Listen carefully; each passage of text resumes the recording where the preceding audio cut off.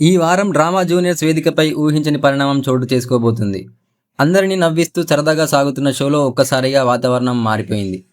దర్శకుడు అనిల్ రావిపూడి చెప్పిన ఒక కామెంట్తో స్టేజ్ మొత్తం సైలెంట్ అయిపోయింది. వెంటనే సుడిగాలి సుధీర్ కూడా తనదైన స్టైల్లో కౌంటర్ ఇవ్వడంతో అక్కడున్న వారంతా ఆశ్చర్యపోయారు. మొదట సరదాగా మొదలైన మాటల యుద్ధం క్రమంగా వేడెక్కింది. ఒకరి మాటకు మరొకరు సమాధానం ఇస్తూ ఇద్దరు తమ అభిప్రాయాలు గట్టిగా వ్యక్తం చేశారు. ప్రేక్షకులు, జడ్జీలు, కంటెస్టెంట్లు కూడా ఏం జరుగుతుందో అర్థం కాక ఒకరినొకరు చూసుకుంటూ ఉండిపోయారు. ఇది నిజంగానే గొడవ లేక డ్రామా జూనియర్స్ వేదికపై మరో సర్ప్రైజ్ ఎంటర్టైన్మెంటా? అసలు ఆ మాటల వెనుక కారణం ఏమిటి? చివరికి అనిల్ రావిపూడి, సుడిగాలి సుధీర్ ఇద్దరు ఎలా స్పందించారు?